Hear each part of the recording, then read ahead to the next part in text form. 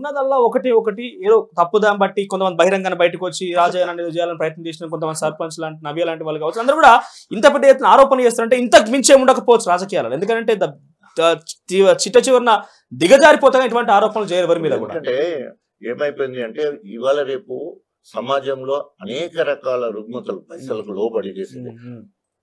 కోట్ల రూపాయలు ఖర్చు పెట్టి డిఫేమ్ చేయడం కోసం నవ్య లాంటి వాళ్ళని వాడుకొని పైసలు ఇచ్చి కడియం శ్రీహరి నాకు మొదటి నుంచి శత్రు ఆయన ఒక్కడే కదా నేను చెప్పడానికి సిద్ధాంతం 100% ఆయన్ని ఆఖరి మళ్ళీ ఎమ్మెల్యే ఆమెతో పోటీ చేయించడం.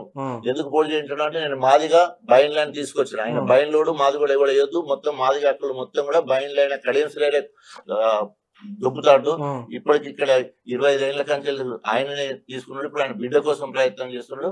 బైన్ లోడ్ కావద్దు మాదిగా ముద్దు అని చెప్పేసి అక్కడ మాదిగా ఉద్యమకారులందరూ కూడా ఉద్యమం కూడా చేయడం.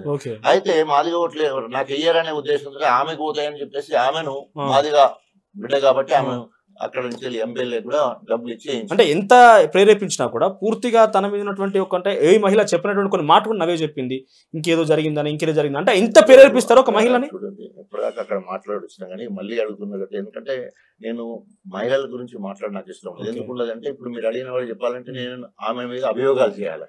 అభియోగాలు సమాజం ఇంకా బాగుండదు. సో ఒకటి చెప్పగలను ఏంటంటే ఆమె చేసిన అనేక అభియోగాలు గవర్నమెంట్ లో ఉన్న నా మీద సుమోటోగా కేసు పెట్టారు. పోలీస్ కమిషనర్ ఎంక్వైరీ చేశారు. అబ్సల్యూట్లీ అది ఓన్లీ ప్రెస్ మీడియా హైక్ చేసింది. తర్వాత రాజకీయ దుర్బుద్ధితో కార్యక్రమం చేసిందని క్లీన్ చిట్ ఇవ్వడం జరిగింది. So there ends the matter.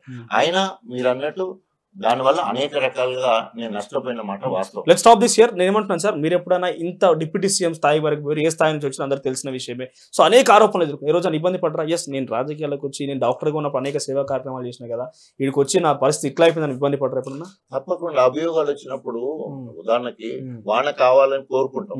వాన బాగుపడి మొత్తము బీభత్సం పొలాలు దిగిపోయి చెర్లు దిగిపోయి బాధ ఉంటది కదా.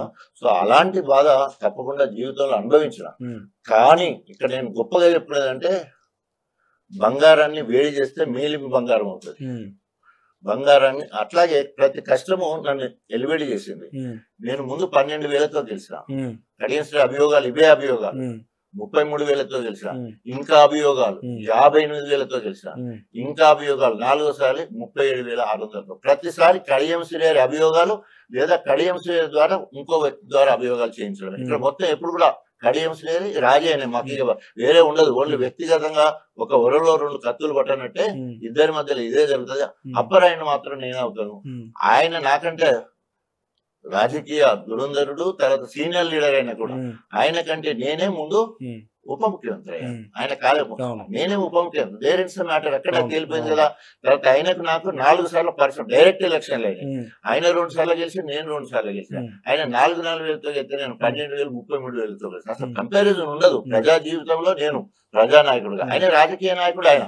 కానీ ఆయన ఎత్తులు జిత్తులు కాళ్ళెరుగొట్టుడు అక్కడే ఉండాలి ఫస్ట్ రావాలనుకునే గుణం. అదైతే ప్రజల్లోకి పోయి ఆత్మీయతను పంచి సామాజిక బాధ్యతతోటి మనం ప్రజల్లో ఉండాలనే తత్వం